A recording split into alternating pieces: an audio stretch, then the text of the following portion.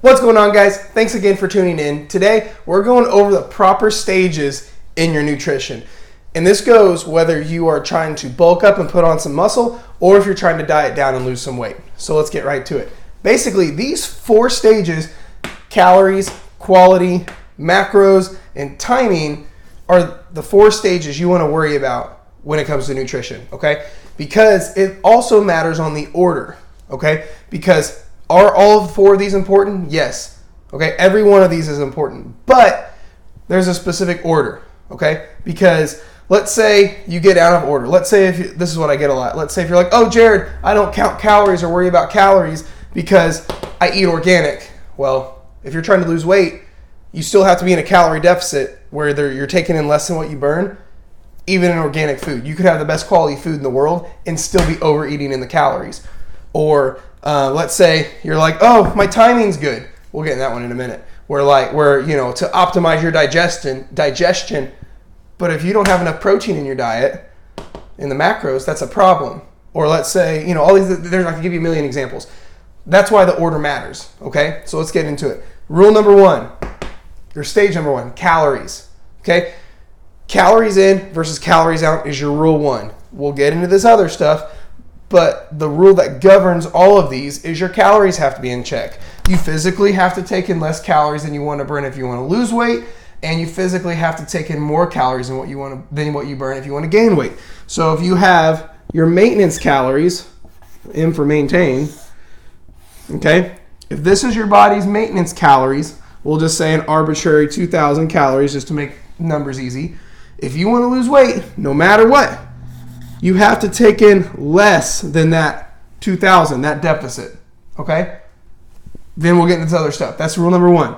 No matter the quality of the food, the macros, the timing, doesn't matter if your calories are out of whack. With that being said, on the other end of the spectrum, like if I have a client that wants to gain weight, if that wants to put on some size, well, the first rule, you've got to eat more than what your body burns.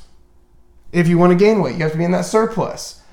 Because it doesn't matter if you're like, oh, well, I'm eating all organic food, Jared, but I can't gain weight. Or I'm not having I'm having all the protein in the world, but I'm under my numbers. It doesn't matter. If you're wanting to gain weight, you've got to increase your calories over what your maintenance is. That's why rule number 1 is the calories. Calories have to be in check, okay?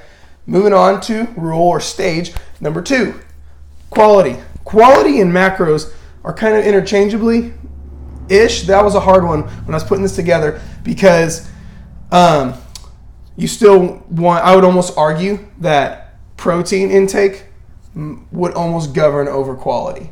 But in terms of this, these are really extremely close, okay? But in terms of quality, you want to be taking in, living by, in my opinion, the 80-20 rule, okay?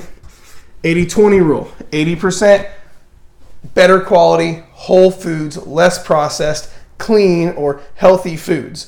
80% at least. Sometimes depending on the person, I would almost push that a little bit higher. But for the majority of you tuning in, 80-20, you'll be fine, okay? Because what happens, that's why this is second, okay, down from calories, because I know so many people who, as soon as you could be eating junk all day. Let's say you're literally eating Twinkies and hot dogs all day. If you make a 500 calorie deficit from eating Twinkies and hot dogs all day, you'll still lose weight eating Twinkies and hot dogs. Not that that's optimal. That's why quality is next. So once you get your calories under control, that's when you want to really start worrying about what the quality of the foods look like. Is the majority of your food better quality or lesser quality? Is it clean or dirty? Is it whatever? You know what I mean? So 80-20. That's why it's honestly, in an optimal world, we would have all 4 of these. Specifically these top 3.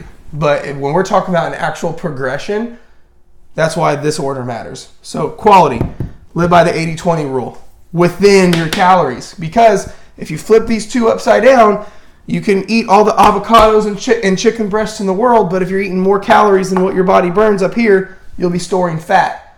Or if you're trying to gain weight and you're eating quality food but eating too little of it, then you're not going to gain weight or gain muscle. So moving on, step 3, macros. Let me clear some of this. So macros breaks down into 3. protein, carbs, and fat. Okay? Everything you eat comes out of one of those three. You know, there's some that cross over. So chicken breast, boom, protein. Peanut butter, that's primarily a fat. It's got some tag-along protein, couple tag-along carbs. So it may fall into all three. But so in some way or the other, everything you eat comes out of these three right here. Okay? So that's when, once you get your calories under control, you're starting to have the quality we're looking for. Then it's time to start worrying about macros. That's when, specifically protein's your big one. Whether you're trying to gain muscle or lose fat or a combination of them both. Because everything in your body is made up of protein. Okay? So what happens is that's what builds lean muscle, maintains lean muscle, helps increase your body's calorie burning capabilities, and it's just the king of macronutrients. That's why we're talking about macros, but specifically protein. But like I said, if you get these numbers mixed up, I know some people who eat too much protein. I know, it's crazy, isn't it?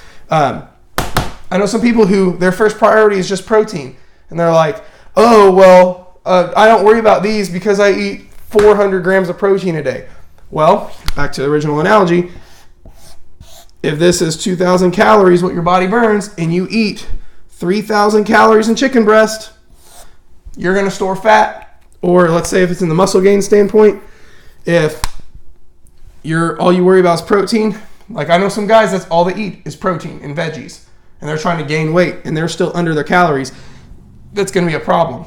Okay, so that's why you want to get into the macros, protein, and then depending on how advanced the person I'm working with is, that's when we might get into things like carb cycling or a higher carb intake and a lower fat intake, or a higher fat intake and a lower carb intake. Because now when we're talking about macro ratios, now we're getting into a little more of an advanced world.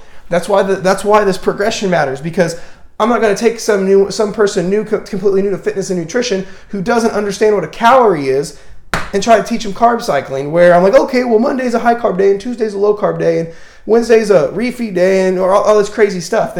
That's way too advanced. Before you can run, you have to walk. Before you can walk, you have to crawl. That's why calories are king. Then the quality of the food. Then let's talk about macros. And then here in a second, we'll get to timing. But yeah, because that's the other thing in terms of the quality and macros. Obviously, if you're having hot dogs as your primary protein source, that's not a very good protein source. So that's why quality still floats a little bit above the macros, okay? And then last but not least, I was tempted to not even throw this one on here, because when we get into the timing of something, when I'm working with a client and I start talking about timing of when the best time to eat their food is, that is a super advanced client. That's like one of my competitors I work with, or one of my athletes. Because for the average person, timing doesn't really matter, because calories govern everything. Because what happens is everyone freaks out when it's like, they're like, I can't eat before bed. No, that's bullshit. You can eat right before you go to bed. Actually, I suggest a lot of people to eat right before they go to bed, because that's what helps fuel your day the next day. But what happens, so many people worry about timing. I'll be doing a talk or a seminar, and I open up a Q&A, and they're like, wait a second, so I can't eat, post 6 o'clock. And I'm like, no. If you're trying to lose weight, stay in a calorie deficit, eat as late as you want. Eat the majority of your food, better quality food, less processed, whole foods.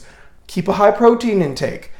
Don't worry about the timing. The majority of the people watching this don't worry about the timing, but I'm touching on it just because so I can go through the whole entire progression.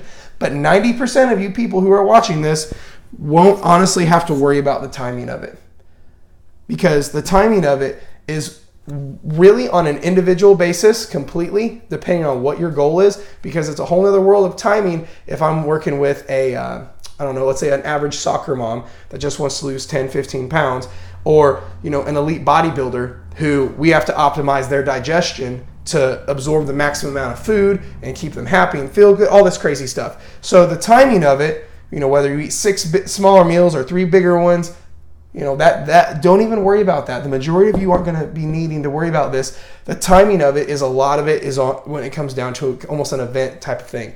Like if I'm working with a football player, I'm not going to give them a steak and broccoli meal right before they go into their game, because that's going to tear up their stomach and they are not going to perform well. Things like that. So in terms of like the timing, that's when we're talking pre-workout meal, post-workout meal, midday meal, all that stuff.